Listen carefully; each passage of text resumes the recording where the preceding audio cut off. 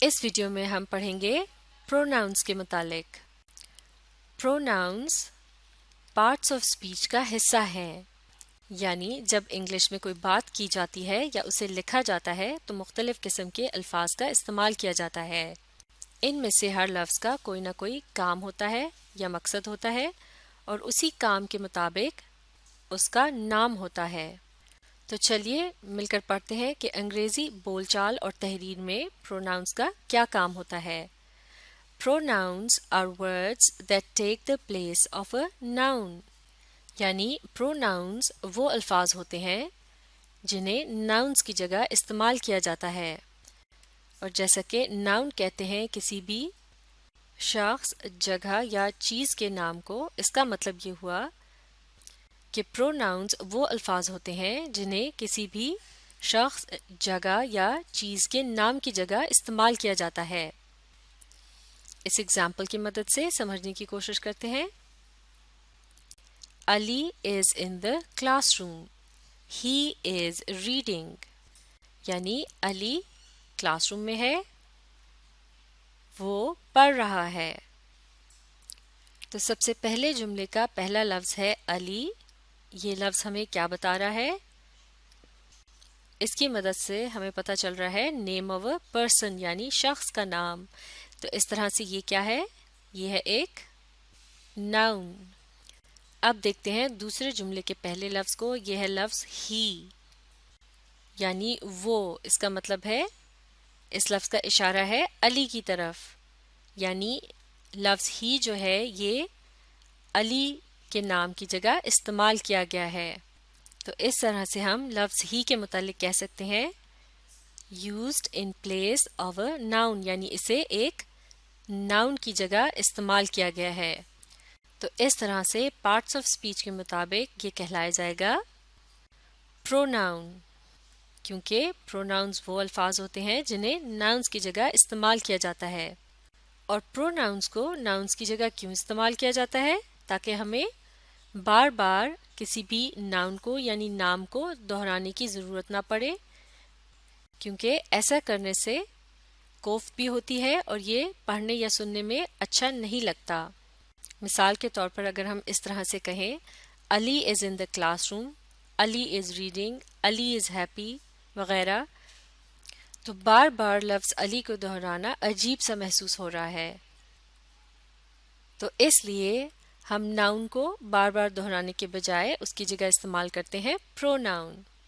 جیسا کہ یہاں اس دوسرے جملے میں ہم نے پروناؤن ہی کا استعمال کیا، کیونکہ لفظ ہی جو ہے یہ کسی بھی آدمی یا لڑکے کے متعلق بات کرنے کے لیے استعمال کیا جاتا ہے۔ اسی طرح سے اگر لفظ علی کی جگہ یہاں کسی لڑکی کا نام ہوتا، جیسا کہ سارا، تو یہ جملہ ہو جاتا سارا از ان دا کلاس روم۔ تو اب کی بار ہم پروناؤن ہی کی جگہ کیا استعمال کرتے؟ ہی کی جگہ آ جاتا پروناؤن شی، اور یہ ہو جاتا شی از ریڈنگ، کیونکہ شی کا پروناؤن جو ہے وہ کسی بھی لڑکی یا خاتون کے متعلق بات کرنے کے لیے استعمال کیا جاتا ہے۔ اب ایک اور ایگزامپل دیکھتے ہیں۔ Ali is reading a book, it is very interesting, یعنی علی ایک کتاب پڑھ رہا ہے، وہ بہت دلچسپ ہے۔ تو اب آپ یہ بتائیے پہلے جملے میں لفظ بک جو ہے یہ کیا ہے؟ یہ ہے ایک نیم آف اے تھنگ، یعنی چیز کا نام۔ تو اس طرح سے پارٹس آف اسپیچ کے مطابق اسے کیا کہیں گے؟ یہ ہے ایک ناؤن۔ اور اب اس دوسرے جملے کے سب سے پہلے لفظ کو دیکھیے، لفظ اٹ، یہ کیا ہے؟ یعنی اس کا اشارہ کس لفظ کی طرف ہے؟ اس کا اشارہ ہے لفظ بک کی طرف۔ اٹ یعنی وہ، اٹ از ویری انٹرسٹنگ، وہ بہت دلچسپ ہے، مطلب یہ ہوا کہ وہ کتاب بہت دلچسپ ہے۔ یعنی بجائے یہ کہنے کے Ali is reading a book, book is very interesting, ہم کہہ رہے ہیں Ali is reading a book, it is very interesting. اس کا مطلب یہ ہوا لفظ اٹ کو ہم نے استعمال کیا ہے لفظ بک کی جگہ۔